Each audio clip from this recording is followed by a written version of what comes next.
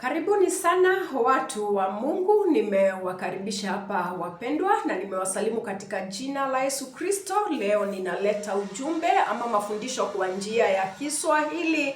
Na ni kwa sababu gani? Ni kwa sababu niko na wafuasi ambao ni wa Kikuyu na tena wa kabila zingine ambao wengine hawaelewi Kiingereza ninapohubiri ama kuleta mafundisho kwa Kiingereza, na wengine pia wakiwa Kikuyu wananiambia mtumishi wa Mungu, hatuelewi Kiingereza. Na kwa hivyo siku ya leo nataka kuleta huu ujumbe kwa njia ya Kiswahili, kwa lugha ya taifa, mahala ambapo sisi wote tutaweza kukutana hapo katikati. Wale ambao hawaelewi Kikuyu na wale ambao ni wa Kikuyu na pia hawaelewi English, sasa nyinyi wote tunakuja pamoja hapa na tukaweza ku strike a balance. Today I have decided to strike a balance ili tukaweza kuelewana. Na siku ya leo ninakuja na ujumbe ambao uko very interesting, kwa sababu nataka kuongea kuhusu maroho ya udanganyifu ambao huwa yanakuja akiwa amejifananisha na unabii wa Mungu.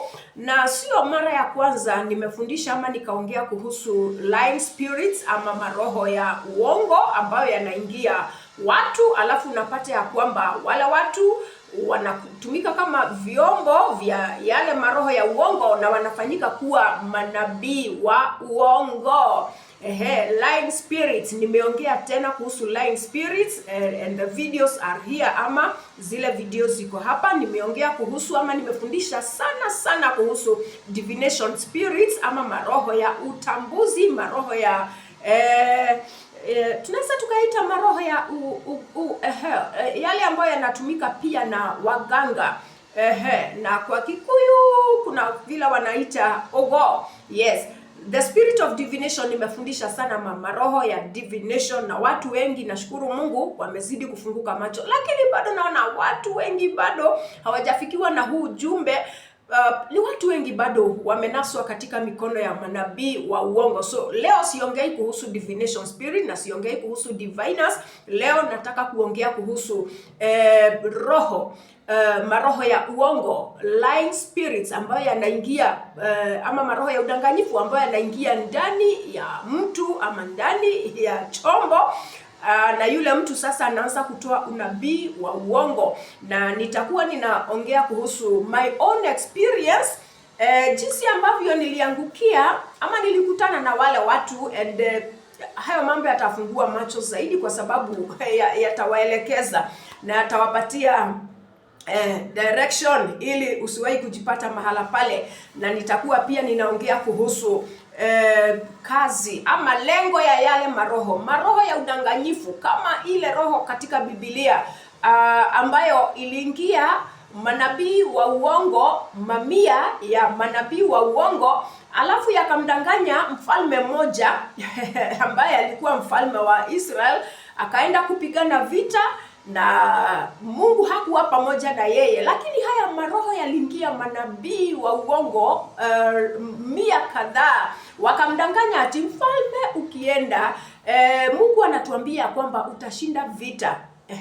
Na alipoenda katika vita, what happened? Alienda na akauliwa vibaya na hakurudi. Nabii mmoja tu wa ukweli ambaye alikuwa na roho wa Mungu na nabii wa Mungu ambaye alikuwa anaitwa Mikaya peke yake ndiye aliweza kuleta unabii wa ukweli. Lakini kwa sababu mfalme alisikiza hawa wengi wanaonekana kama wao ndio wako na Mungu na wao ndio wako na roho wa Mungu, akadanganyika, akaenda akauliwa katika vita na hakurudi. So haya maroho ya udanganyifu si ya kwamba yameanza sasa. Hayo maroho yalianza kufanya kazi zamani. Na by the way, kabla niendelee, ningetaka nikaweze kujiintroduce kwako ama kujitambulisha kwako. Labda we ni mgeni mahala hapa, ni mara yako ya kwanza, Mungu amekuleta ili ukaweza kuelimika kiroho. Nataka niweze kusema ya kwamba mahala hapa tunafundisha injili ama mafundisho ya Kikristo. Sisi ni watu ambao tumeokoka. Binafsi mimi nimeokoka na nimekuwa nikitumikia Mungu kwa miaka mingi. Baada ya kuokoka huwa nafundisha watu kufanya nini? Kuishi maisha ya utakatifu, kwa sababu kila wakati napenda kukumbusha kwamba na bila utakatifu, kama vile maandiko yanasema, hakuna atakayeweza kumuona Mungu. Kwa hivyo wokovu lazima uandamane na kufanya nini? Na kuishi maisha ya utakatifu. Na sio sisi tunajiwezesha, tunawezeshwa na Kristo ambaye anaishi ndani yetu, na tena pia tunawezeshwa kuishi maisha ya utakatifu na nini? Na Roho Mtakatifu wa Mungu.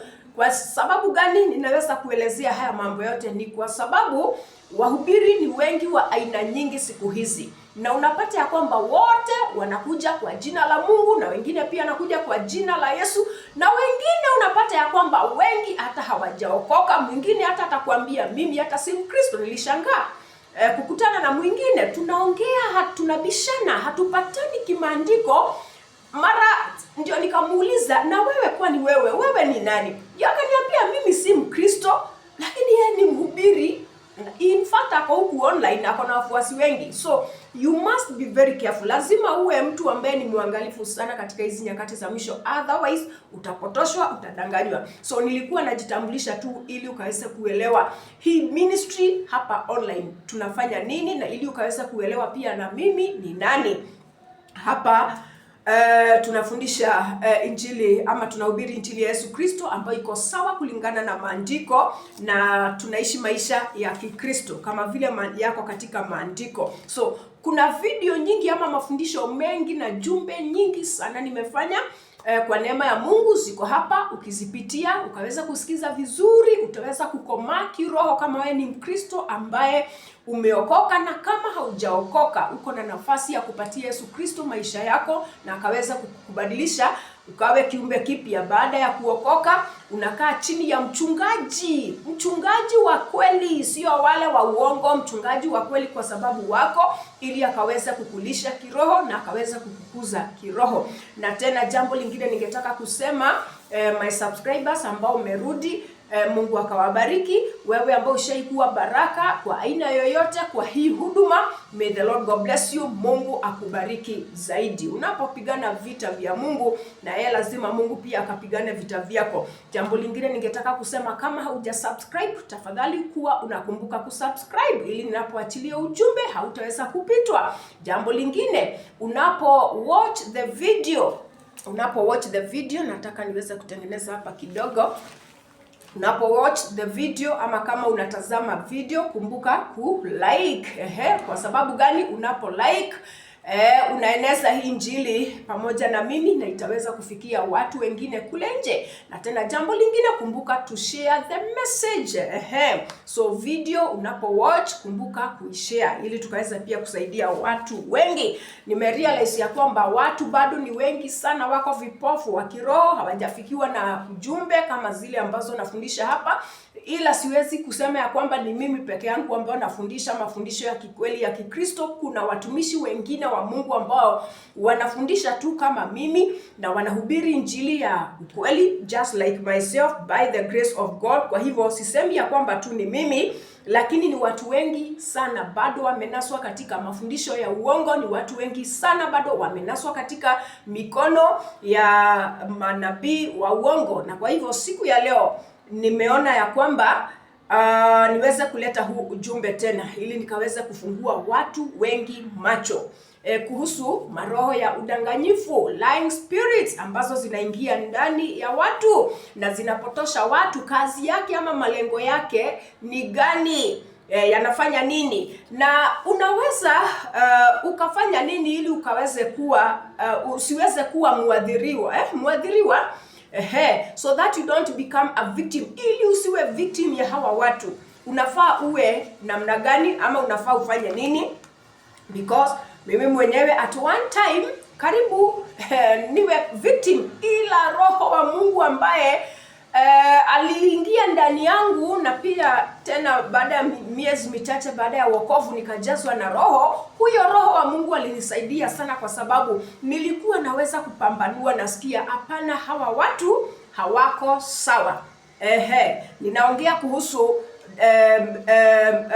hawa watu ambao ni manabii wa uongo. I'm not even talking about, hata siongei kuhusu wahubiri wa uongo, kwa sababu wahubiri wa uongo nao pia wako katika groups nyingi. Kuna wale ambao hata hawatumii maroho na hawana hayo maroho, lakini wengine napata tu ya kwamba ni ujanja tu wanatumia, and wako katika biashara, lakini hawatoi unabii wowote wa kudanganya watu. Yeye anatumia tu ujanja wake. Kuna watu ambao wanakuwa na ujanja ama convincing words, maneno ya kuweza kuconvince watu. Na pia nimefundisha sana kuhusu divination spirits, diviners, na vile divination spirits zinafanya kazi, na vile diviners unaweza ukawatambua. Nimefundisha sana kwa sababu watu wengi wamenaswa katika mikono ya diviners na manabii wa uongo. Lakini kwa leo siongei kuhusu diviners. Siku ya leo naongea kuhusu manabii wa uongo, na nipeane testimonies kadhaa. Leo utafunguka macho na leo utajengwa pia kiroho sana.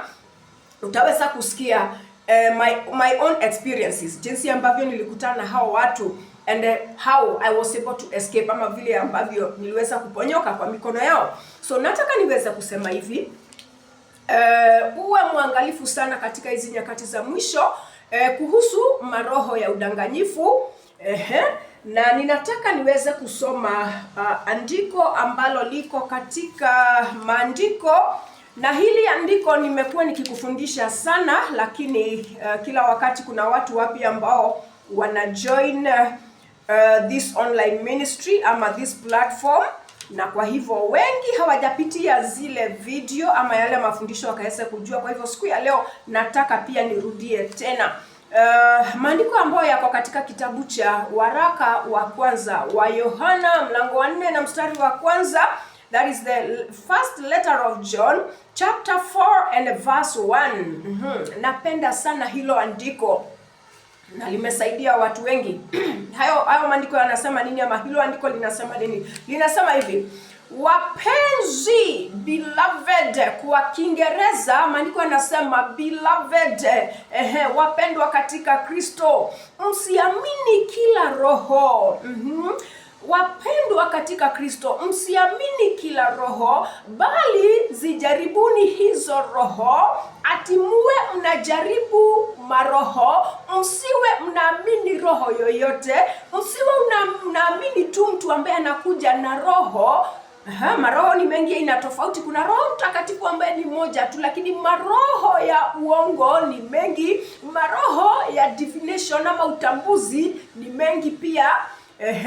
Maroho ya ujanja ni mengi, maroho ya udanganyifu ni mengi. Kwa hivyo kuna maroho ya aina nyingi, lakini roho ambaye anatumiwa na Mungu ni moja, Roho Mtakatifu ambaye anafanya kazi pamoja na Mungu. Na kama kuna unabii utatoka kwa Mungu, lazima uje kupitia kwa Roho Mtakatifu. Yes. So andiko anasema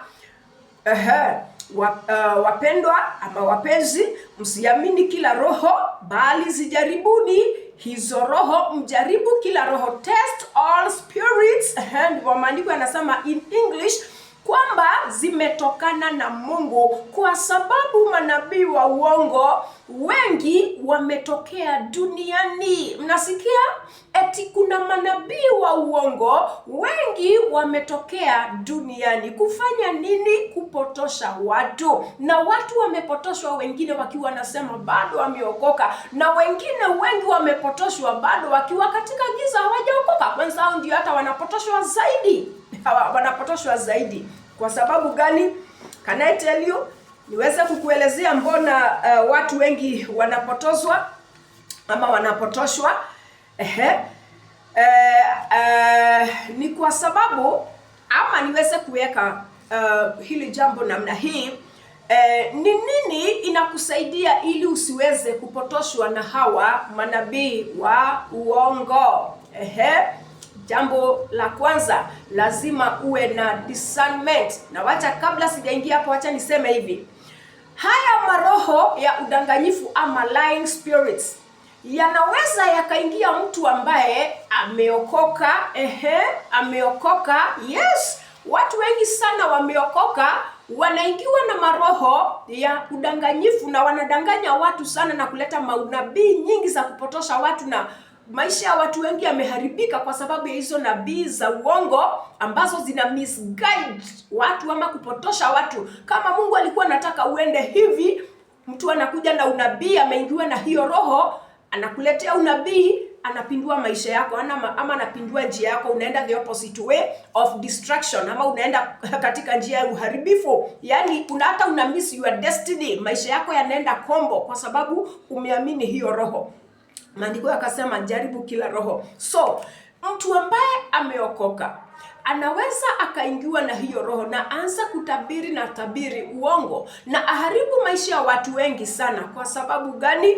Kwa sababu huyu mtu, jambo la kwanza, hajakomaa kiroho. Kwa sababu gani mtu anaingiwa na hii roho? Kama haujakomaa kiroho, utapotoshwa. Hiyo roho inaweza ikakuingia, uanze kutabiri vitu, uanze kuona vitu, uanze kuota ndoto, uanze kusikia sauti, uanze kuona maono, alafu wewe unafikiria ni Mungu, lakini haujakomaa kiroho ukaweza kujua roho wa Mungu anaongea namna gani, ili haya maroho mengine yakija utaweza kujua huyu si roho wa Mungu. Na ndio maana naambia watu, unapookoka tafadhali kaa chini ya mchungaji ambaye anaweza akakulea kiroho ili akufundishe haya mambo yote, kwa sababu watu wengi ambao wameingiwa na hii roho, ukiangalia hana mchungaji wa kweli. Na naposema mchungaji, mimi sisemi wachungaji wa uongo,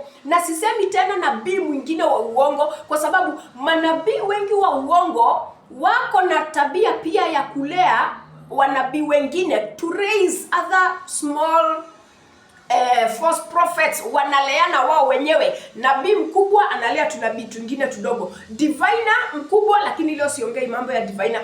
Diviner mkubwa analea tu diviners twingine tudogo. So hivyo ndivyo wanaleana. So ninaongea kuhusu mtu ambaye ameokoka na umesema kwamba nimekuwa Mkristo siku ya leo, kwa sababu Ukristo unaanzia pale kwa kuokoka, kuokolewa kwa damu ya Yesu Kristo. Lazima sasa ukae chini ya mchungaji wa kweli, a true shepherd. Sijui kama nyinyi ambao ni wa Kikuyu mliangalia ile video nilifanya last time but one, ambayo inasema inaongea kuhusu umuhimu wa kuwa na mchungaji wa kiroho na kazi ya mchungaji. Na sio tu wale ambao ni wa Kikuyu, hata kabila zingine. Wewe ambao uko hapa, kuna video pia nilikuwa nimefanya kabla ya hiyo, I think ni mwezi ambao umepita, wiki kama 2-3 hivi. Angalia hiyo video ambayo inasema the work or the role of a true shepherd or a spiritual shepherd. So utaweza kuelewa kile ninasema ama umuhimu. So huyu mtu asipokaa chini ya mchungaji wa kweli, akaweza kuwa guided, akaweza kuwa mentored, akafundishwe haya mambo, akafundishwe jinsi ambavyo Roho Mtakatifu anafanya kazi, jinsi ambavyo Roho wa Mungu anaongea, jinsi ambavyo maroho mengine pia yanakuja yanaongea na watu, na ni watu ambao wameokoka, yakiwa yamejifananisha na Roho Mtakatifu. Mtu akikosa that guidance atapotea. Hajui kutest maroho kwa sababu pia hajafundishwa. Kama mimi karibu nipotelea kwa mikono ya hao manabii wa uongo, kwa sababu nilikuwa mchanga kiroho, na pia tukapoteanwa na mchungaji wangu mahala nilikuwa nimeokokewa, mahala nilikuwa ninaenda kanisa, nilikuwa naenda Deliverance Church Eastleigh under Bishop Twimisi. Huyo mtumishi wa Mungu mnyenyekevu sana sana, but kwa sababu wazazi wangu walikuwa nakaa Nairobi, so mambo yakafanyika, nikatoka Nairobi immediately after school, haraka. Wale ambao wanajua maisha yangu na wamesikia testimonies za maisha yangu, ilibidi niondoke. Kwa hivyo tukapoteanwa na mchungaji wangu hivyo. Mahala nilienda sikuzidi kulelewa kiroho, so nilienda nikaanza kuangukia kwa mikono ya wale. So in short, nataka kusema hivi, mtu anaweza kaingiwa na maroho ama roho ya udanganyifu, a lying spirit ama lying spirit, kwa sababu hajakoma kiroho ama hajafundishwa kiroho. Unapofundishwa ndio inakuwa safari, unaenda ukikoma. Lakini kama sasa una mchungaji ambaye ni wa kweli, mchungaji ambaye ni mzuri, akufundishe, mchungaji wa Kikristo sio mbwa mwitu akufundishe, basi unaweza ukaingiwa na hayo maroho. Na sana sana watu wengi ambao unaona wamekuwa manabii wa uongo, si ya kwamba hawakuwa wameitwa na Mungu kuwa nabii, ni mtu ambaye walikosa wakuwaelekeza ama wakuwalea kiroho, kile kipawa kikafanye kazi kwa njia ambayo inafaa. So walianza kuingililiwa na maroho mengine but hawakujua. Na mtu pia ambaye hajaokoka, mtu ambaye hayuko ndani ya Yesu Kristo, so anaweza akaingiwa na haya maroho. Na pia manabii wengi wa kiroho, wa uongo, unapata ya kwamba ni watu ambao hawajaokoka. Wao wenyewe wanafikiria wameokoka, lakini unapata ya kwamba hawajaokoka. Walianza kusikia masauti, na kwa sababu huwa wanajua kuna kitu kama kuokoka, na kuna Mungu na kuna Yesu Kristo, na kujuana na Mungu na kujuana na Yesu lazima uokoke, wao wanafikiria wameokoka na wanapewa instructions. Nimeona wengine, hata nimesikia testimony nyingi ama shuhuda nyingi hata huku kwa mitandao, watu wakisema mimi niliona maono ya aina hii, ama nilikutana watu fulani ambao wanaomba, wakaniambia mimi nimeitwa kama nabii, alafu wakanifunga kilemba na mimi nikaanza kutabiri. Hiyo sio kuokoka, hiyo ni cult. Aliingia katika cult, katika mafundisho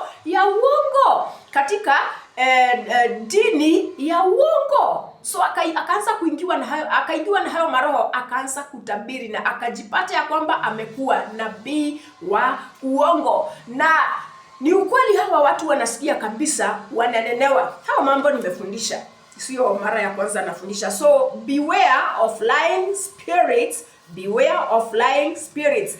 So nataka kusema hivi, kile ambacho kinaweza kikakusaidia ili usiwe victim ama usiwe muadhiriwa wa haya maroho, ili usinaswe katika mikono yao, jambo la kwanza, uwe mtu ambaye ako na discernment. Mtu ambaye ako na discernment, unapambanua kiroho, uko na roho ya kupambanua. Unapookoka, Mungu anakupatia Roho Mtakatifu, ama Roho Mtakatifu anaingia ndani yako. Unaweza ukaanza kupambanua kama kuna kitu hakiko sawa mahala. Unaanza kusikia Roho ambaye Mtakatifu ambaye yuko ndani yako anaanza kukusaidia kwamba hapa kuna hatari, hapa sio vile. Hata spirit yako ama roho yako pia inakataana na hiyo roho. So lazima uwe na discernment. Sasa ubaya ama hatari ni kama mtu hajaokoka, na watu wengi ambao hawajaokoka wamenaswa hivyo. Kwa sababu gani? Hawana discernment. Hata wewe ambaye umeokoka na ukose kutumia discernment, unanaswa, by the way. Na pia nitapeana sababu zingine za hata mtu ambaye ameokoka kwa nini wananaswa. And I think tayari nishapeana one point ya kwamba ukiwa haujakoma kiroho na hauna mchungaji ambaye amekulia vizuri kiroho, hata kama umeokoka, unapata ya kwamba hayo maroho yanakuchanganya, ama hao manabii wa uongo watakuchanganya. They are going to overcome you, kwa sababu discernment, hata kama uko nayo, haiko juu, haijakuwa sharpened. So macho yako ya kiroho na hisia zako za kiroho bado ziko chini, haziko clear. Unajua kule kwingine wanasema ati line haiko clear. So hata huku unaona mambo kwa giza, hausikii vizuri ama huelewi mambo vizuri. So ukiwa haujaokoka, pia unakuwa a victim kwa njia ya urahisi sana. Utakuwa mwadhiriwa kwa njia ya urahisi sana, utakamatwa. Lakini pia kuna watu ambao Mungu anawasaidia, wanatumia kile ambacho Mungu ameweka ndani ya kila mtu, kinaitwa intuition ama instinct. Unasikia ndani yako hata kama hujaokoka, kuna kitu kinakataana na huyo mtu. Kuna kitu kinakataana na huyu roho ambaye yuko ndani ya huyu nabii. Hata kama ananiambia ni Mungu anasema, kuna kitu ndani yangu kinakatana. Na huyu mtu hajaokoka, anasaidiwa na Mungu through the instinct ama intuition. So lazima uwe na discernment kama mtu ambaye umeokoka. Otherwise, kama uta discern, unajipata umewafuata ama umenaswa. Na jambo la pili ni ya kwamba usipokuwa na ufahamu wa neno la Mungu, you don't have the scriptural knowledge, hauna knowledge ama hauna maarifa ya neno la Mungu, hawa watu watakunasa. Ama hawa watu manabii wa uongo ambao wameingiwa na lying spirit, wameingiwa na roho ya udanganyifu, roho ya kupotosha, roho ya uongo, watakunasa. So lazima uwe na scriptural knowledge. Kwa sababu gani? Ukumbuke nimekuwa nikikufundisha ya kwamba kila unabii lazima pia uwe unapimwa na neno la Mungu. Lazima upelekane na neno la Mungu. Nimesikia watu ambao wametabiriwa wakaambiwa hata huyo mke ambaye uko naye si mke wako, ati ni Mungu anasema lazima uachane na yeye na mshapata watoto na yeye, na mtu anaenda akisema ni nabii amesema, na kwa hivyo unaenda unafanya taraka, yani unaachana na ndoa yako. Lakini hivyo ndivyo neno la Mungu linasema. Neno la Mungu linasema nini?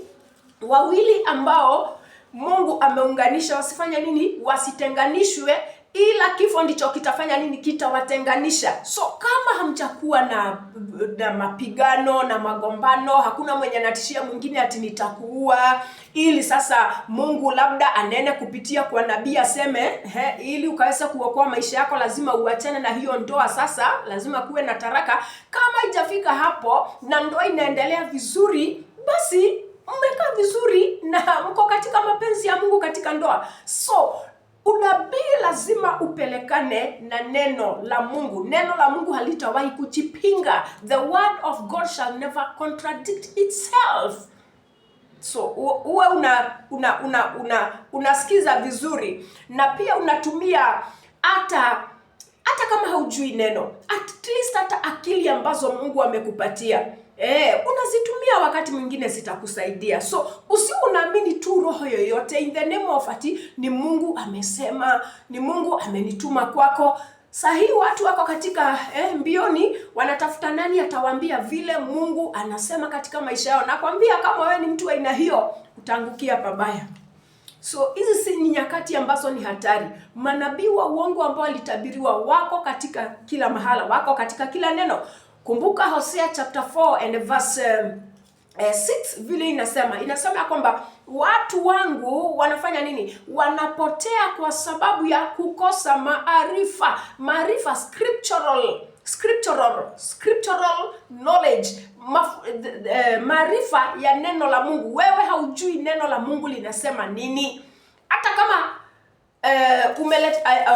umeletewa ujumbe ama unabii na mtu anakuambia kitu ambacho hakipelekani na maandiko, na haujui lile neno ambalo linasema test all spirits, vile ambavyo nimekuwa nikikufundisha na nimekufundisha tena 1 John chapter 4 and verse 1. Nimefundisha kwa wakati mrefu hapa online, nimefundisha kwa hii ministry, nimefundisha watu wengi sana wamesaidika na hilo andiko. Kama haujui ati maandiko yanasema uweze kujaribu maroho yote na usiamini roho yeyote namna hiyo, basi unaamini tu hivyo. Kama hujui maandiko unachotwa, unaamini just like that namna hiyo.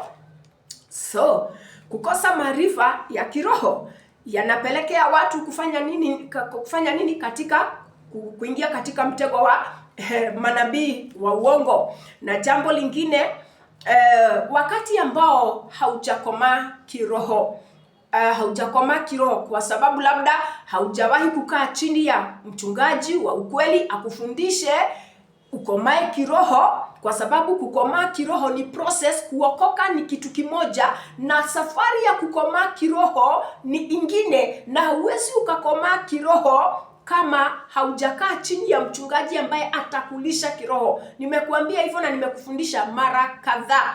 Nikakwambia wakati ambao umeokoka, umekuwa tu born again, mtoto mdogo ambaye amezaliwa, kama vile tu katika ulimwengu wa kimwili mtoto mdogo anazaliwa hajui chochote, lazima alishwe, lazima afundishwe, lazima afanyiwe mambo. So ni hivyo katika wokovu. Ukisema umeokoka alafu unasema mimi siwezi nikahubiriwa na mtu yeyote, mimi siwezi nikawa na spiritual shepherd, mimi sitaki kukaa chini ya mchungaji yeyote anichunge, utabaki kuwa a spiritual dwarf. Unaona wale watu wafupi ambao na sikupenda kwao, lakini unapata ya kwamba kimo ni kidogo sana. Unabaki ukiwa hivyo. Uko na miaka 10, 20, 30, 40, 50 katika wokovu ukisema tu umeokoka, lakini spiritual growth, kukomaa kiroho hakuna. So hao wanapokuja watakuchota. Haujakomaa kiroho. Ukikomaa kiroho hakuna deception ama hakuna udanganyifu ambao unaweza ukakuchota. Na tena ukikomaa kiroho pia unajua neno la Mungu na umepandwa katika neno la Mungu, umejaa neno la Mungu, umefundishwa neno, na tena pia wewe unajua pia kujifundisha neno. Kuna sehemu ya mchungaji kukufundisha na kukulisha, na kuna sehemu yako wewe mwenyewe kujisomea maandiko, wanakufundisha hivyo. So you don't have a Bible study on your own. Wewe hausomi Biblia kivyako, unagojea tu mpaka Sunday ama kwa fellowship ili mchungaji tena akufundishe. Hauwezi ukakomaa kiroho namna hiyo. Hauwezi jua neno la Mungu namna hiyo. Utachotwa na utanaswa tu, utanguka katika mitego ya hawa watu. Na ndio maana tuko na watu wengi ambao wanasema wameokoka, lakini ukiangalia bado wanafuata manabii wa uongo. Hata niko nao hapa ambao huwa wananifuata mhubiri, mchungaji, reverend ambaye anahubiri injili ya Yesu Kristo na anawaletea mafundisho ya Yesu Kristo ya kufanya ukomae kiroho, lakini bado wanafuata manabii wa uongo. Bado unawapata kwa platforms na kwa makanisa ya diviners. Hawajakomaa kiroho. Unajua saa zingine kukomaa kiroho ni choice ama ni uamuzi, unaamua. Kuna watu ambao hawaamui kukomaa kiroho. So hana bidii, hasomi neno, hakuna mahala analishwa neno every day. Okay, jambo lingine ambalo linafanya watu wanaswe na manabii wa uongo ambao wameingiwa na hii roho ya udanganyifu ama lying spirits ni kwa sababu hawajui the Christian doctrine ama the doctrine of Jesus Christ. Hawajui katika Kikristo tunafanya nini, neno linasema tuishi aje, ama ni practices gani, ama ni beliefs gani, ni imani ya Kikristo iko vipi, mipaka ya Ukristo ni migani. So unapata ya kwamba kama mtu hajui the doctrine of Christianity ama mafundisho ya Kikristo ama Ukristo unakuwa namna gani, atakuwa anafuata mtu yeyote, atakuwa anafuata mbwa mwitu. Anaenda anauziwa maji, anaambiwa Mungu amesema toa hizi pesa ili tuvunje madhabahu iko kwenu. Haiko katika Biblia. Maandiko yanasema mimi nitumie tu jina la Yesu Kristo ili kufanya maombi, ama hata kama tutaomba na wewe, hata mimi nikiwa kama mchungaji wa kiroho sifaidi kuitishe pesa ati tunavunja madhabahu, eti muujiza ufanyike. Sadaka, yes, iko kwa maandiko na inatolewa, lakini si sadaka ambayo tena nakulazimisha ama natumia maroho ambayo naniambia mwambie sasa atoe hii. Hiyo ni Roho Mtakatifu, sio Roho Mtakatifu.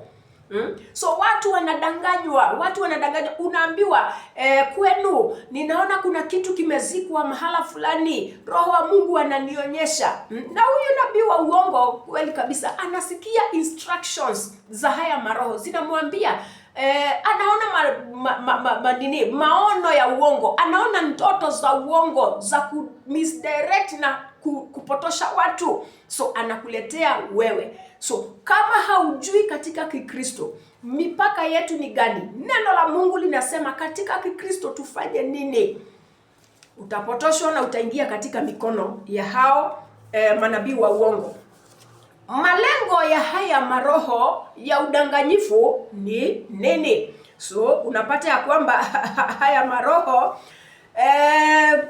kazi yake ni yanakupatia commands ama orders, mielekeo, fanya hivi. Angalia manabii wa uongo vile wanajua kupeana orders. Yanakwambia utaleta mshumaa, Roho anasema utaleta mshumaa mingapi sijui tuwashe, Hata wengine pia imagine wameitishwa vitu. Watu Roho anasema lazima ukuje na kanzu. Roho anasema lazima uvae kanzu. Roho anasema lazima ufunge kitambaa cha white ama kilemba cha white, kilemba ile color red, nyekundu, ama ya yellow. Roho anasema, Roho anasema, Roho anasema. Ama unaambiwa Roho anasema funga hiyo kazi. Mungu anasema utoke Nairobi ama utoke Murang'a sasa uende Nakuru. Nimeona watu wamehamishwa na haikuwa mapenzi ya Mungu. Mtu akifika kule anagonga mwamba, anahangaika, anafundishwa. Nimeona watu ambao wametoa watoto wao shuleni. Nimeona watu ambao wamefunga biashara ati ni Roho alisema. So haya maroho yanapeana orders ili yafanye nini? Ya misguide watu, ya misdirect watu, mislead watu. Na unapata ya kwamba destiny yako ilikuwa inaenda hivi, sasa inaenda hivi. Unapinduliwa destiny. Hapo I think nipo wanasema sijui mtu ameibiwa nyota, wanasema unajua mimi si mtu wa kuongea mambo ya nyota. I don't use that language ambayo inatumiwa na wachawi wa kiroho. Mambo ya nyota. So mimi nakwambia ni destiny, inaitwa mwelekeo. Hatima yako inabadilishwa kwa sababu uliingia kwa mikono ya false prophets, wakaanza kukupatia unabii. Mungu anasema fanya hivi, Mungu anasema toka hapa uishi pale, Mungu anasema funga hii biashara, alafu unakuwa fukara, unakuwa masikini, watoto wanashindwa kusoma, ndoa hata itasambaratika. Kwa sababu ulisikiza maroho ya uongo. Na wacha niseme kitu kimoja. Haya maroho ya uongo, this is just not this NB. Haya maroho ya uongo, hata maroho ya divination, yakianza kuongea alafu uyapatie nafasi, hayaachi kuongea. Ukiyapatia nafasi, haya maroho huwa yanaongea kila siku, kila wakati mtu anasikia, kila wakati mtu anaona, kila wakati mtu ameota, kila wakati mtu ameona maono. Nakwambia haya maroho they are dangerous. Kila wakati mtu anaongea. Ndio maana unasikia hawa manabii wa uongo ama hata wale diviners nao pia wanatumiwa na the spirit of divination ama roho ya divination. Hiyo roho ya divination nayo pia ikianza kutumia mtu hanyamazi, anakaa kisikia, anakaa kiona mambo. Ndio maana unaona kila wakati wametokea na messages, Mungu amesema, Mungu amesema. Kama sasa tunakaribia wakati wa uchaguzi, utaona vile manabii wa uongo watatokea. Hata sahi washaanza kutokea. Yashaanza kutokea na kuanza kuleta udanganyifu, kumislead watu na kumisguide watu. Mungu anasema huyu ndiye atakuwa rais. Mungu anasema huyu ndiye atakuwa MP wenu, mtapotoshwa. Mkumbuke vile ambavyo nimewaambia ama vile ambavyo nimewafundisha. The letter of 1 John chapter 4 and verse 1 iwe inakuguide. Mahala ambapo tumesoma maandiko yanasema ya kwamba wapendwa, msiamini maroho yote, lakini muwe mnajaribu maroho, kwa sababu sio kila roho ametoka kwa Mungu. Maroho mengine yametoka kwa shetani, yametoka kuzimu. They are evil spirits ambazo zinaongea ndani ya watu na zinapotosha watu wengi. So kitu kimoja hao maroho ya udanganyifu yanafanya, yanakaa yakipeana orders, na sio orders za kujenga mtu, lakini ni za kupotosha mtu. Jambo lingine, they are very very tormenting. Hayo maroho yanatesa kabisa. Yanatesa yule ambaye anatumika, na yanatesa wale ambao wameshikwa ama wamekamatwa na wamekuwa victims wa hawa false prophets. Nyinyi mmeona false prophets na huku Kenya? Si mnawaona? Hata mwingine anakuwa na huku pande za Nakuru, na anakuwa na mikutano I think mahala tofauti. Nakwambia huyo mtu kweli shetani amemtumia. Umeona vile wale wafuasi wake wako tormented.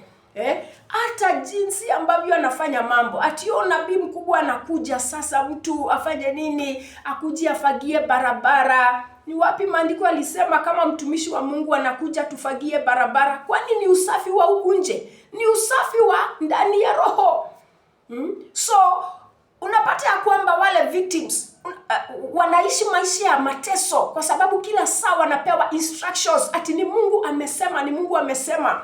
Unapata ya kwamba hawatulii hata kwa manyumba yao. Hata mimi kuna mtu ambaye ninajua naweza nikamuita relative, lakini ni wa mbali, amenaswa na hao manabii. Kwanza hata huyu ambaye yuko Nakuru, mke hawezi tulia kwa nyumba kukiwa na giza, bado asubuhi ya shamka, yuko kanisani anafanya mambo ya ajabu, boma imeharibika, watoto wanateseka, all in the name of Mungu amesema, Mungu amesema, Mungu anatuongoza tufanye. Those spirits can really torment. Hata jinsi ambavyo unapata mtu anavaa, unapata ya kwamba unaambiwa utafunga kilemba, ama utafunga kilemba, utakuwa unavaa nguo ndefu, utakama wale hao ambao ninasema wanavaa mpaka koti ndefu kutoka huku juu mpaka chini, nguo ni ile ndefu, huku kwa kichwa amejifunga ati ni Mungu amesema. Na mwingine bado ninaona unapata ya kwamba yale mavazi watu wanavalishwa kule, mavazi ya mateso. Mtu hawezi pumua na kuna jua, ana sweat, na mpaka mtoto mdogo. Wengine hata wataambiwa hata Mungu amesema mlete chochote ambacho mko nacho, mnapeleka mali yenu yote. Nyinyi mpaka gari hamwezi panda, ati mtembee miguu ili mlipe gharama ya wokovu. Can you imagine? Wanadanganywa.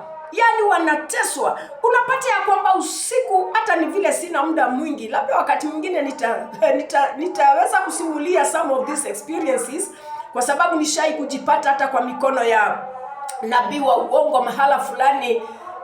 Lakini Roho wa Mungu ambaye alikuwa ndani yangu alikatana na huko, na sababu nilikuwa msichana mdogo.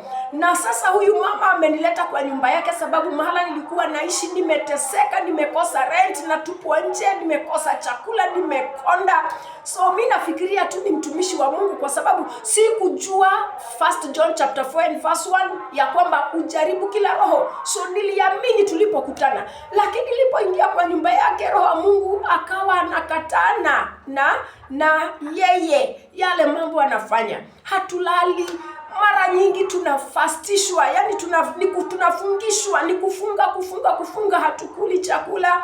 Mara anaamka usiku wa manane, amkeni, tunamshwa kila mtu ati kuna mapepo. Mungu ameniambia kuna mapepo yamekuja kwa ceiling, muanze kuomba, muanze kuyakemea. Ninasiki tulishi maisha ya mateso. But I want to thank God sababu sikukaa sana, na nilikuwa nalia sana kila siku, lakini nashindwa sasa nitajitoa aje hapa. I want to thank God. Nilikaa I think kama nilimaliza hata mwezi, na Mungu akanitengenezea njia, nikatoroka kwa mikono yake. So hayo maroho yatakufanya uwe fukara, yatakutesa kwa njia tofauti, emotionally, uko kimawazo, kimwili, kifedha, kiroho umefinyika, unakaa kama mtu ambaye amechanganyikiwa. Wale watu nao victims unapata ya kwamba wako brainwashed. So yule ambaye anatumika anakuwa harassed kwa sababu ni mapepo yako ndani yake, yanampatia instructions afanya hivi na hivi. Na pia victims hata hao ndio wanadhirika sana, wanateseka sana.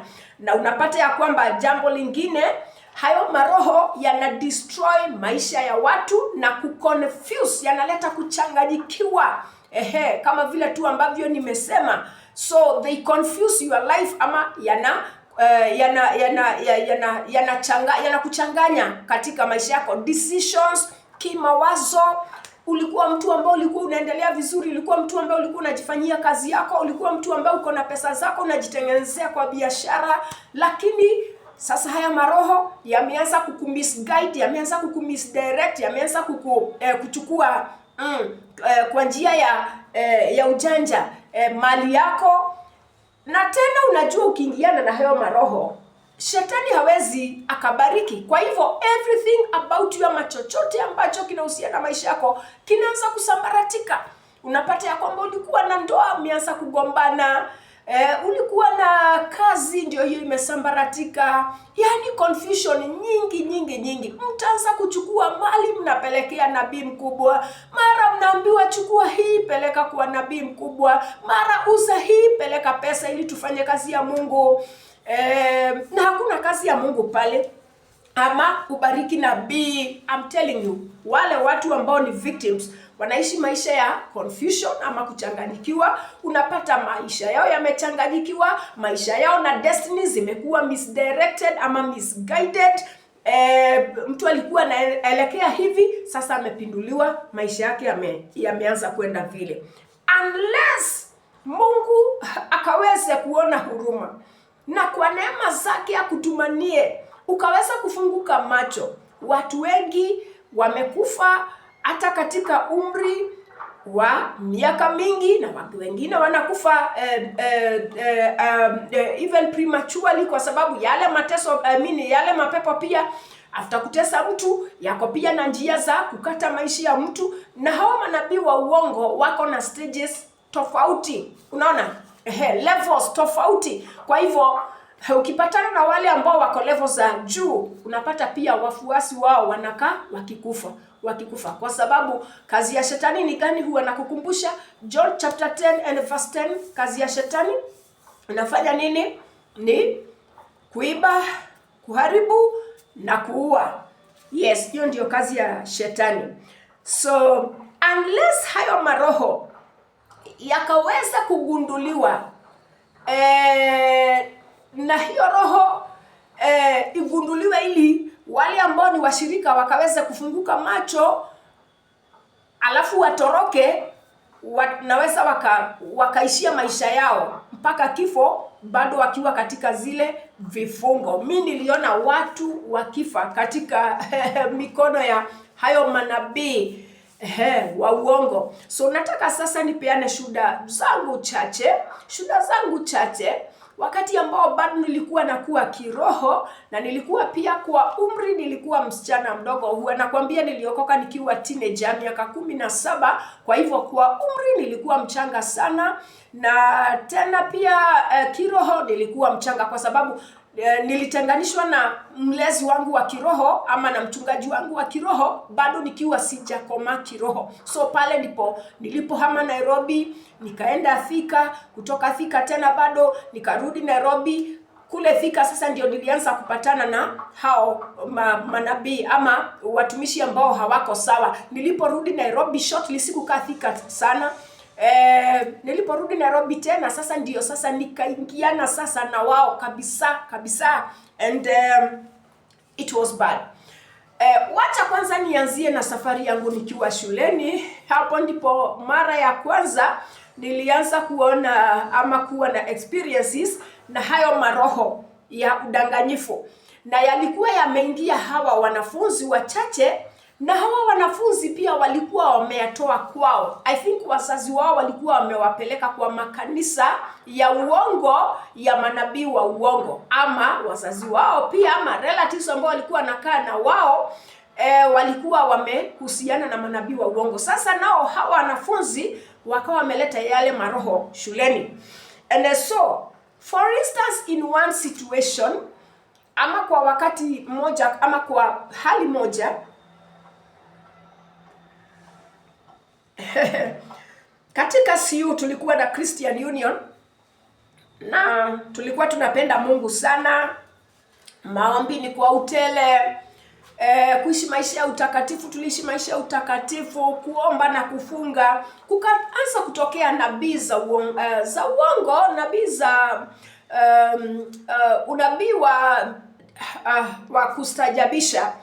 And one of the prophecies ama unabii mmoja ulikuwa unaenda hivi. Msichana mmoja alianza kutabiri, akaanza kusema ya kwamba Mungu anasema tunapoenda kulala, kwa sababu sisi wasichana mara nyingi nywele hatukuwa tumeruhusiwa kushuka kama vile tunashuka rasta, ama hairpiece ama braids zozote. So siku hizi naona mashule zinafanya hivyo, lakini katika wakati wetu wa mashule yetu ni nywele wewe unashika tu na hairband namna hiyo. Kama umefanya blow dry, hiyo inatosha. So usiku ili nywele isishikane, tulikuwa tunashuka matuta, hizo matuta. Sasa msichana mmoja akaanza kuja na unabii maroho ya kansa, maroho ya udanganyifu ama ya uongo yakawa yamemwingia, akaanza kusema, Mungu anasema ya kwamba sasa msiwe mnashuka matuta na hata nywele. Mungu anasema lazima mkate nywele, kwa sababu wakati ambao mmekuwa mkishuka matuta tukienda kulala, wakati tena tunaomba ukiwa umeshuka matuta ya kwamba maroho ambazo tunakemea zinaingia katika hizo matuta. Kwa hivyo nywele zenu ziko na ama matuta zenu ama nywele zenu ziko na mapepo, na kwa hivyo Mungu anasema ya kwamba mkate nywele. Unajua wengi wetu tuliamini, kama mimi na vile nilikuwa nimependa Mungu na nilikuwa ninaamini kila roho, wewe bora tu niambie ni Mungu amesema, nilikuwa tunafanya. So of course, lakini sio dhambi. Dhambi nilikuwa najua dhambi ni dhambi. Tena hautaniambia nikuje nifanye uzinzi ati nikubali, hapana. Hapo nilikuwa naelewa. Lakini sasa shetani alikuwa anakuja kwa njia ambayo kumgundua haitakuwa rahisi. Sasa kama hiyo, so tukaambiwa ati tukate nywele kwa sababu tumekuwa tukishuka matuta na zile mapepo ambazo tunakemea. Hata tunapoomba shuleni tulikuwa tunaomba sana, hata kwa hiyo Christian Union, ya kwamba mapepo zimekuwa zikijificha kwa zile matuta, na kwa hivyo Mungu amesema tukate hizo nywele. Unajua tulikata, kama mimi nilikata nywele yangu nilikata nywele yangu mpaka nikafanana na kijana, nikafanana na boy. So that was one of the deceiving prophecies. Ulikuwa ni unabii moja ambao baadaye nilipotoka shule nikaja kuona, hata sio nilipotoka shuleni, kwa sababu baadaye patron wetu wa CEO wa Christian Union, mwalimu mkuu ambaye alikuwa anashughulika na alikuwa anatuongoza katika CEO Christian Union, alifikiwa na hizo habari, sababu unabii zilizidi kuwa nyingi za ajabu, mambo ya ajabu yakaanza kufanyika. Unabii kila wakati, wanafunzi wanaanza kuanguka chini ati ni unabii. Ikafikia patron, tulikuja tukakemewa, tena tukafundishwa, tukalainishwa na hayo mambo ambayo yalikuwa ametunasa. Tukajua kumbe tulikuwa tumedanganywa, lakini ilikuwa tayari nishakata nywele pamoja na wengine wetu ili sasa tuwe katika laini ya Mungu, ili tusikosane na Mungu. So hivyo ndivyo maroho za uongo zinaweza zikamislead watu. Jambo lingine tukaambiwa ya kwamba wakati ambao tunaomba unabii ukatokea tena nikiwa shule, na msichana mmoja tena akasema ati Mungu anasema tusiwe tunaomba tukiwa tumelalia kitanda, kwa sababu tunapolalia kitanda tunakasirisha Mungu, na kwa hivyo Mungu hatasikia maombi yetu, na kukawekwa sheria kwamba yeyote ambaye atapatikana akiwa anaomba kwa kitanda akiwa amelalia kitanda. Unajua sasa shuleni hakuna space na hakuna zile viti kama vya chacha ati mahala mtakama nyumbani, wewe unakalia kitanda chako. Kama unataka kuomba na ni wakati umeamka, sasa utaombea wapi? Na labda kuna giza, ni mapema asubuhi kabla twende tukaoge ama darasani, si utaombea tu kwa kitanda chako ukiwa umelala pale. So tukaambiwa ati Mungu anakasirika sana, na tukaambiwa ya kwamba Mungu atapunish ama ataadhibu kila mmoja ambaye anafanya nini? Anaomba akiwa amelala namna hiyo kwa kitanda. So tukawa na a hard time ama tukawa na wakati mgumu. Sasa tutakuwa tunaomba aje tukiwa kwa dormitory and all that. So kila chochote tunaambiwa tunaamini, kila chochote ambacho tunaambiwa tunaamini. Okay, now that was also another amazing prophecy. So tukaja hiyo pepo ikazidi hivyo, hiyo pepo ya uongo ya udanganyifu, lying spirit, ikaenda namna hiyo. Sasa hata mambo ya swimming, tulikuwa na exercise. Shule yetu ilikuwa shule nzuri sana pale Thika town actually. It was such a good school, ilikuwa shule nzuri, na tulikuwa na michezo mingi. Kulikuwa na kina hockey, kulikuwa na basketball, kulikuwa na badminton, kulikuwa na wacha sasa hizi zingine za netball, volleyball, hizo zote zilikuwa. Kulikuwa na michezo mizuri na swimming. In fact ukiingia shule lazima kila mwanafunzi angekuwa amenunua swimming costume because ni exercise. So nilikuwa nina swim kabla sijaokoka. Ukumbuke nimeokokea shuleni. So ikawa tena sasa kuvaa ile swimming costume na kuingia kwa swimming pool tena ni dhambi. So nikaacha mpaka swimming. You can imagine. Nikaacha mpaka swimming. So nilijinyima vitu nyingi kwa sababu ya hilo jambo la Mungu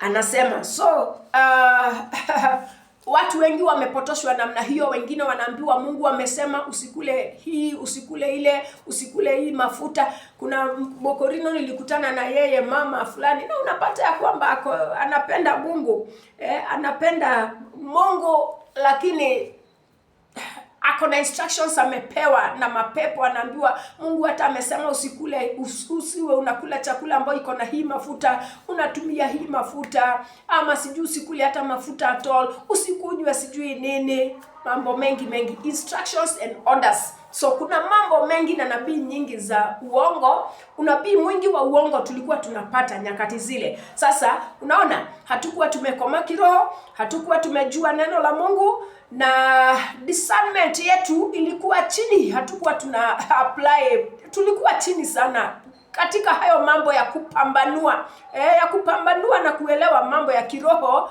Katika ulimwengu wa kiroho, hata kama tunaomba sana, tulikuwa vipofu wa kiroho. So hatukuwa tunaona ya kwamba hii ni roho ya shetani ambayo imeingia. Jambo lingine, baada ya kutoka shuleni na kukaa kwa muda, nilikutana na hao watu, nikakutana hao watu kwa ushirika hapa na pale. Ni wakati mwingi hapa nimesimulia hayo mambo. So one of the incidents, ama one of the tukio moja, ni mama mmoja nabii wa uongo alikuwa anakaa hapa Nairobi, pale karibu na Umoja. Kuna mahala panaitwa Stella. So hapo tena nikaongozwa na dada mwingine ambaye alikuwa ni a distant relative. Madam mwingine msichana tu ambaye tulikuwa na yeye, relative wangu wa mbali, lakini kwa sababu sisi wote tumeokoka tukawa tumependana sana. So one time ndiye akaniambia kuja nikamkosa kwa wakati. Nikawa nashangaa alienda wapi. Ndio tukakutana naye. Siku zile hakukuwa na watu, walikuwa na simu lakini sio sana. Simu hazikuwa nyingi sana. So hatukuwa tunapigania simu vile. So tulipopatana ndio akaniambia kuja nikakuonyesha mahala ambapo ninakuwa siku hizi. So akaniambia vile alikutana na nabii wa Mungu, na vile alimtabiria, na vile alitoka kwa mama yake. Alikuwa anakaa na mama yake mahala huku tu Nairobi, na tena pia sasa yeye hapo awali alikuwa ashapata mtoto kabla hajaokoka, kwa hivyo akona katoto kasichana. Akaniambia huyu nabii ni mtumishi wa Mungu, aliniambia mama yangu ameingia kwa devil worship, na mama yangu anataka kunitoa sacrifice na kutoa huyu mtoto wangu sacrifice. Vile napenda huyu mtoto wangu, siwezi taka nikaweza kumpoteza, na kwa hivyo mimi nikatoroka. Huyu nabii wa Mungu, mtumishi wa Mungu, akanipatia makao kwake, na huyu mama amechukua nyumba kubwa, sikumbuki ilikuwa ya bedroom ngapi, na ni mama ambaye alikuwa anaishi vizuri. Na manabii wa uongo siku hizi wame-update. Sio lazima uone amevaa kilemba na nini, kwa sababu huyu hakuwa amevaa kilemba. Hata alikuwa anavaa mpaka weave vizuri. Ako very smart. Ni mama ako na pesa, amekaa vizuri. Na watu ni wengi alikuwa amenasa kwa hiyo nyumba yake. Ni watu wengi sana alikuwa amenasa. Sababu sasa nilipofuatilia baadaye akaniambia kuja nikakuonyesha, ili ukinitaka uone mahala utakuwa unakuja kunipata tena. Hata wewe nataka ujoin huu ushirika wetu. Aliponiambia hivyo nikasema roho wa Mungu ndani yangu hakakataana. Saa hizo nilikuwa nimekoma at least kiwango fulani, na discernment yangu sasa ilikuwa imekuwa juu, niko alert. Kwa hivyo ndani yangu nikajua hapana, huyo si mtumishi wa Mungu, huyo ni nabii wa uongo, amewakamata. Lakini kwa sababu nilikuwa nampenda na nataka kujua mahala na sasa nikamtoa, nikaenda pale.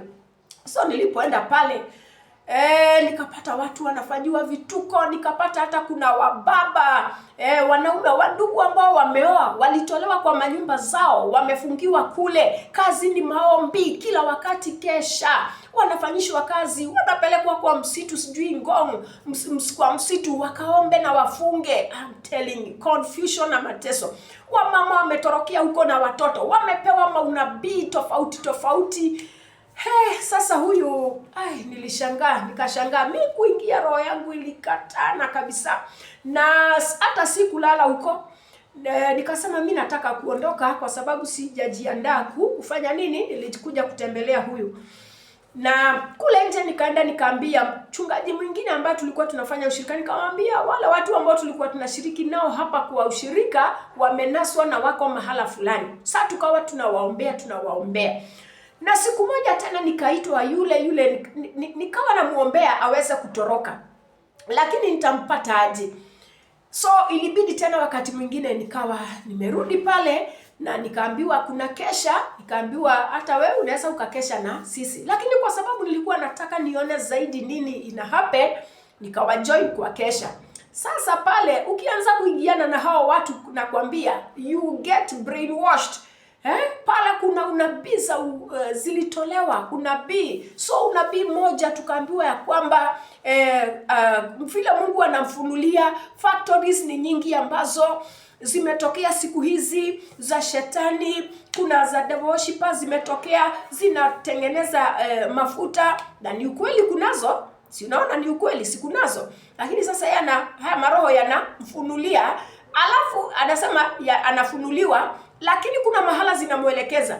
Sasa tukaambiwa hata Blue Band tusikule, ati Blue Band pia imetengenezwa na hao waabudu shetani, na huwa si Blue Band. Walisema hiyo huwa si mafuta, sio margarine kama vile tunaambiwa ama vile imeandikwa. Tukaambiwa hiyo ni brain, ati hiyo ni brain ya mwanadamu. Brain inaitwa aje kwa Kiswahili? Ati ni ubongo wa mwanadamu, uko pale umewekwa kwa mkebe, ati ndio Blue Band. Unajua, na hapo pia niliamini kind of. Kwa siku kadhaa nilikosa kula Blue Band, kwa sababu sasa unaona nimeingia alafu nimekesha na wao usiku. Sasa yale maroho pia yameanza kuni brainwash, na nikaanza kuamini, unaona.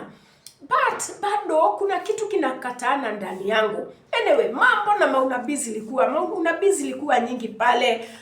Kuna mama ambaye alikuwa ametorokea pale na tutoto wake, vijana wawili. Kijana mmoja I can still remember alikuwa about 20 or 19 years, na mwingine mama ambaye alikuwa amenaswa pale, ako na pesa zake, ameolewa na mtu ambaye yuko na pesa. Unajua pia hawa manabii wa uongo wanalenga wale pia ambao wako na pesa. Kama hauna pesa utashikwa, utakuwa mtumishi wake, utakuwa unamfanyia kazi, lakini haulipwi. Uko brainwashed. Lakini wale wako na pesa wanalengwa, ili pesa wao wanapeleka pale. So huyu mama akaambiwa bwanake ni mwabudu shetani, na akaambiwa ya kwamba huyu bwanake anataka kumtoa sacrifice. Kwa hivyo lazima atoroke. Na atorokea wapi? Atorokea kwa nyumba ya huyu mama na vijana wake wawili. So mimi nilishangaa tena kusikia ya kwamba ule unabii ambao ulikuja baadaye ni ya kwamba huyu kijana mmoja anatumiwa mapepo na baba yake za kumaliza, na kwa hivyo hata kuwa nalala na wale wengine katika hiyo nyumba, kwa hiyo room. Unaona sasa ujanja wa shetani. Ati atakuwa analala room moja na huyu mama. Na huyu mama sasa room na bedroom ya nabii. I'm telling you, shetani ni muongo. Na kijana alinaswa hivyo. Na kwa hii bedroom kuna vitanda viwili, ni kitanda kimoja. Kijana alianza kufanyiwa mambo ya uzizi, mambo ya kushikwa cha nguvu. Huyo kijana mpaka wa leo, sababu baadaye tuliomba sana na Mungu akafungua hao na wakatoroka wote baadaye sijui hata kulienda aje, kama kuna wale walibaki ama kuna wengine walinaswa, ama huyo mama kama bado anaishi ama alikufa sijui. But that woman, huyo mama alidestroy maisha ya watu. Can you imagine kijana mdogo? Sasa atawahi penda Mungu tena? Atawahi penda wokovu tena? Kwa sababu yeye pia alifikiria huyu ni mtumishi wa Mungu. So alifanywa mambo kama yale. Mwingine mama tajiri nilimpata kule. huyo na yeye alikuwa pia mwenye pesa. Akaambiwa Mungu amesema bwanake pia naabudu shetani na anataka kumtoa kafara pamoja na watoto wake, na kwa hivyo lazima pia atorokee kwa hiyo nyumba. Na mama alikuwa na kazi nzuri, so asubuhi anaenda kazini, jioni anaambiwa arudi kule, na akawa ametii. Akaachana na ndoa yake, akaachana na bwanake, na akawa anaishi pale kwa ile nyumba. Sasa akaambiwa Mungu anasema usiwahi jaribu kurudi kule kwa bwanako, kwa sababu ukienda hapo ndipo atakutoa kafara. Sasa siku moja sijui nini kilishika huyu mama, akafikiria kurudi tena kwa ile nyumba kutembea kwa bwanake. Bwana na yeye alifanya nini? Bwana alichukua upanga akakata mama hapa kwa kichwa. Mama alirudi tena na bandage kubwa mbio mbio. Akasema kweli nabii wa Mungu, vile uliniambia ni hivyo, ama sasa nilikuwa naenda kufa, angalia. Na yeye yule mama nabii wa uongo akamwambia, si nilikuwa nimekwambia? Sasa unaona wewe ulikuwa una disobey roho wa Mungu. So these spirits ama haya maroho ya udanganyifu yana uongo na yako very very manipulative, yanatumia watu vibaya, yana drive watu. Yendie hiyo roho inaanza kukucontrol. Utakuwa unapitia hapa, utakuwa unafanya hivi kwa sababu ulianza kuiamini kutoka mwanzo. So haya maroho yako very very very destructive, na mimi ninakufundisha ili ukaweza kuelewa ya kwamba nyinyi ambao mnakimbia huku na kule mkitafuta Mungu anasema nini. Hata mimi ni watu wengi ambao wananipigia simu, mtumishi wa Mungu, reverend, nataka uniambie kile Mungu anasema. Najua hawa watu, surely these people are blind. Wanahitaji kukomaa kiroho, wako na safari ndefu, wanafaa kukaa chini ya mchungaji ni wa kweli, wafundishwe mafundisho kama yale na kufundisha sasa, na kama yale huwa nawafundisha ya kukujenga kiroho, ya kukufungua macho, ya kukujulisha Ukristo ni nini katika the Christian doctrine. Ukiwa ushaokoka sasa, unatembelea nini? Imani yetu ni gani? Nini, mambo gani tunafanya na ni gani hatuyafanyi? Na kufundisha mambo ya kusikia, kuelewa, kutofautisha Roho Mtakatifu wa Mungu na maroho ya uongo. Otherwise utapotea. Anyway, nataka nimalize. Ningeendelea zaidi. Lakini wacha nimalizie tu kidogo kwa kusema hivi, sababu ni jambo la maana. Kuna pia mahala ambapo tulikuwa na ushirika hapa tu Nairobi kwa nyumba ya pastor mwingine. Hapo napo pia maroho ya uongo yalifanya kazi. Na haya mambo nishayasema tena, si mara ya kwanza. Huwa nayasema ili nikafundishe watu wakaweze kutahadhari sana na hawa manabii wa uongo, na pia diviners, sababu diviners pia ni wengine. Diviners na false prophets ni kitu kimoja, ni brothers, ni sisters na sisters, brothers and sisters like this. So kwa hii nayo fellowship ingine ama huu ushirika mwingine, kulikuwa bado na unabii wa ajabu namna hiyo, kwa sababu nakumbuka kulikuwa na couple moja ambayo hawakuwa wanapata watoto, na kukatokea dada mmoja akaanza kutabiri, akasema Mungu anasema atawapatia mtoto, na in fact hata mama tayari ashapata mimba. Na kwa hivyo wewe mume, Mungu anasema uende utafute hoteli ambayo mahala ambapo utakula ugali na ukule na kuku. Ndivyo Mungu anasema, Mungu anasema aende akule ugali na akule kuku. Ati kwa sababu bibi yake ashashika mimba, na atafanya nini? Atamzalia mtoto. Anyway, tuligojea mpaka mwaka ambao ulikuja, mpaka huo mwingine hakuna mtoto ambaye alizaliwa. Na unajua huyu ndugu alienda akafanya hivyo. Akaenda akakula kuku, akashangilia na ugali, mke hakupata mimba. Baadaye pia bibi akagonjeka, na bibi alikuwa anaitwa Sarah, a very dear sister, na huyo Sarah akafariki, akaaga dunia bado akiwa hana mtoto. Unaona, huyo hakuwa roho wa Mungu. Maunabii nyingi sana zilikuwa zinatolewa. Hata bado ndugu mwingine huko akatoa unabii akasema Mungu anasema tayari Sara ushashika mimba na next year wakati kama hutakuwa na mtoto. Can you imagine? Can you imagine? Lakini later unapata Sara aliishi miaka kadhaa na Sara bado alifariki akiwa hana mtoto. Ndugu mwingine bado katika huo ushirika naye akatokea akaingiwa na hiyo roho, ni kutabiri.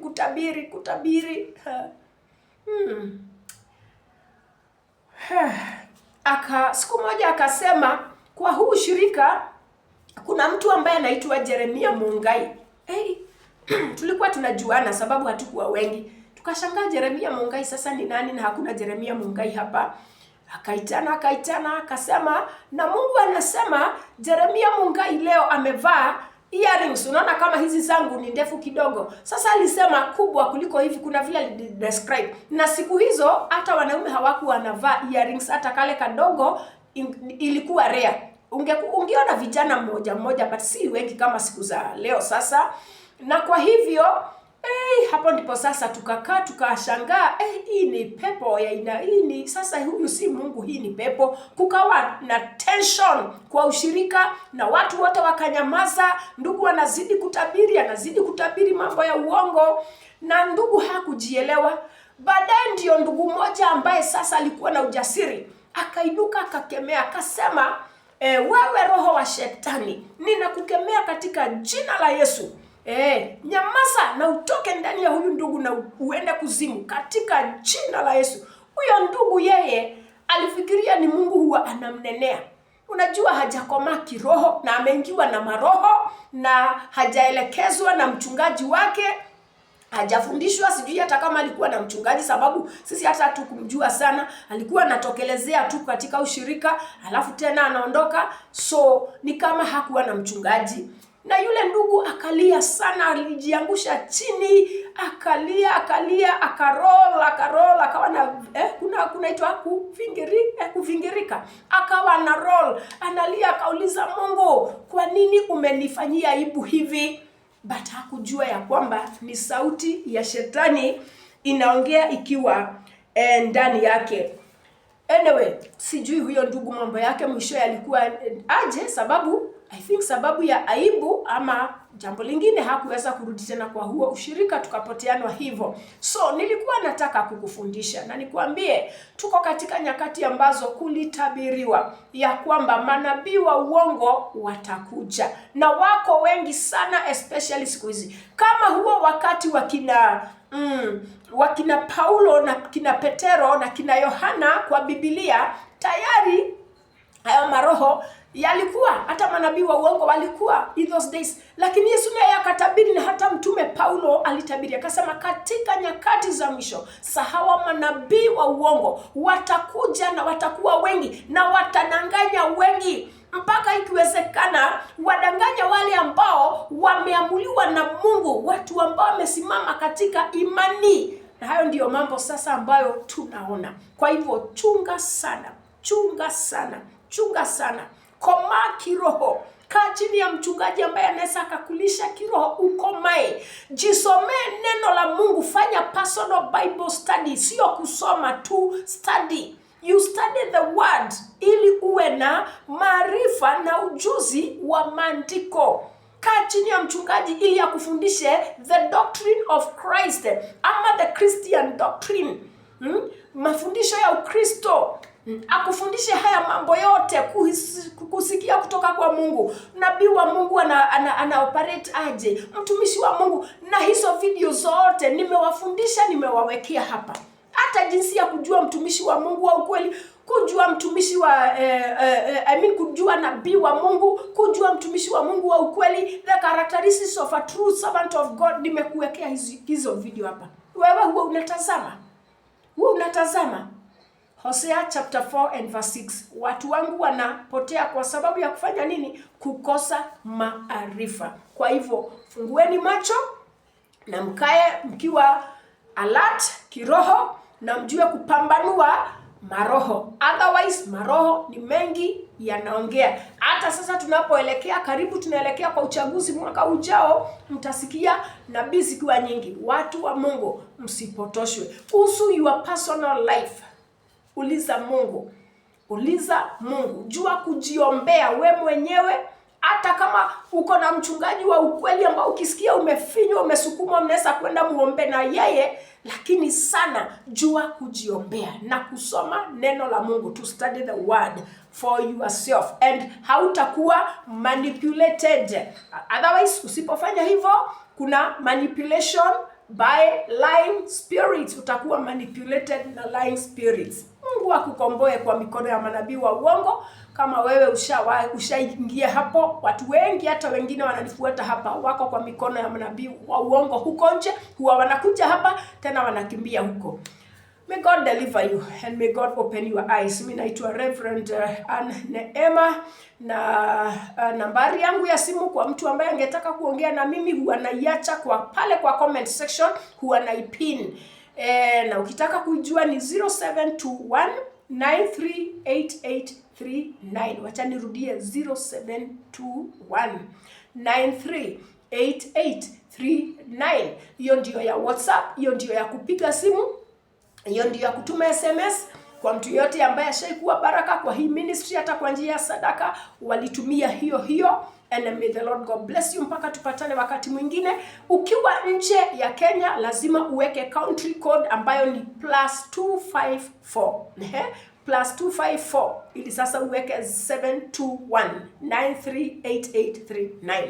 Wakati mwingine ukinipigia, unaweza ukanikosa, nimerudi kwa class ninasoma ili nikaweza kujiinua hata kwa ministry na pia kwa maisha yangu. Na tena wakati mwingine unaweza ukanikosa na mwingine unaweza ukanipata, lakini ukituma message ama pale kwa WhatsApp uniongeleshe kwa hiyo namba, lazima tutaongea na wewe. Na pia ukitaka sana tuongee kwa simu, bado tutaongea. May God be with you until next time. Mpaka wakati mwingine, Mungu awe pamoja nawe.